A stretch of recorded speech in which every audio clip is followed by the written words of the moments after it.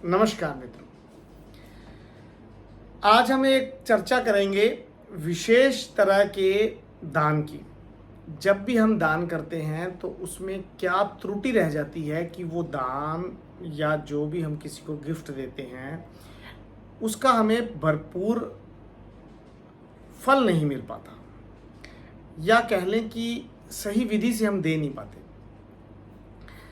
मित्रों, कई बार हमने देखा होगा कि हम मार्केट में जाते हैं, या हम खुद पर ही लगाएं कि हम मार्केट में जा रहे हैं और हमारा कुछ खाने को मन किया, हमने समोसे, भटूरे, टिक्की कुछ भी हम खा रहे हैं, स्ट्रीट फूड पे बैठ के खड़े होकर के खा रहे हैं।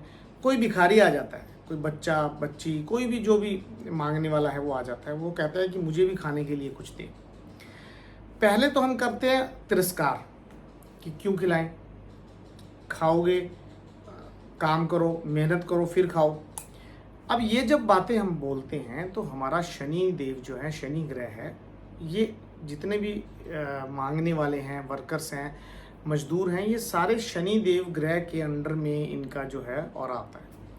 इनको जब भी हम कुछ कहते हैं तो हम अपना शनि खराब करते हैं। शनि खराब करते हैं तो समझो कि डायरेक्ट आपका जो है धन का लॉस होता है, पैसे का, सुख समृद्धि का जो है, या न्याय जो हमें मिलने वाला है, कहीं हमने कोर्ट केस चल रहा है, कहीं भूमि विवाद है, कोई प्लॉट लेना है, जमीन है, ये सब शनिदेव के अंडर में है, मंगल और शनि के अंडर। तो ये हमारा शनिदेव उसी समय जो है हम पर जो है तिरछी दृष्टि डाल देते हैं। कहते हैं कि शनि की जो सामने की दृष्टि होती है ना, सातवीं, वो इतना नुकसान नहीं करती है, लेकिन जो तीसरी दृष्टि होती है ना, तीसरी दृष्टि में टेढ़ा देखना किसी को, जैसे इस प्रकार से हम देखते हैं, तो वो क्या है कि जो कोई व्यक्ति हमें अगर टेढ़ी आंख से देख लेता है तो हम कहते हैं कि बड़ा टेढ़ा टेढ़ा देख रहा है। तो शनिदेव भी ना फिर हमें टेढ़ा देखने लग जाते हैं, तिरछी नज़र से देखते हैं, तो वो उनकी जो क्रूर दृष्टि होती है। तो मित्रों, पहली बात तो किसी को कुछ कहना नहीं है, चुपचाप आप खाएं। आपका मन है तो बात करें, देना है कुछ तो, नहीं तो चुपचाप खाएं और आ जाएं, बात कर दें। परंतु यदि आपके मन में ऐसी भावना है कि कुछ ना कुछ जरूर खिलाना चाहिए इस बच्ची को या बच्चे को या भिखारी को, तो हम क्या करते हैं कि हमारे अंदर थोड़ा सा अहंकार होता है, अहम होता है। हम क्या करेंगे कि इसको भी खिला दो। जो भी वहाँ पे शॉपकीपर होगा या जिसका जो ठेला होगा उसको बोलेंगे भी इसको भी खिला दो, पैसे मैं दे दूंगा।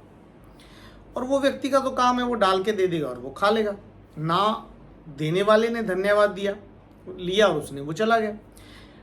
अब ना ही वो जो आपने दिया था, आपने श्रद्धा भाव से दिया या वैसे ही दिया, वो आपका दान में नहीं लगेगा। दान में कब लगेगा?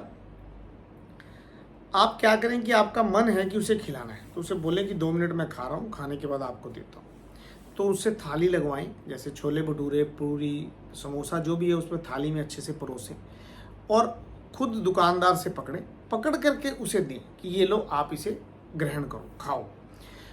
ऐसा जब आप करेंगे ना तो आपके हाथ का दिया हुआ दान फलित होता है, लाभकारी रहता है। इसलिए पुराने जो बुजुर्ग थे वो जब दान भी देते थे तो या तो सबसे पहले वो उसको कहते थे कि आप यहाँ बैठ जाओ, बैठ के दान उनको देते थे कि झोली में डालते थे उनके, और खुद घर की दहलीज के अंदर थे और उनको दहलीज की बाहर रखते थे। ये नियम होता था। अब आजकल वो नियम तो चलो नहीं कोई मानता, ना ही किसी को पता है, बच्चों को तो आजकल बिल्कुल ही नहीं पता।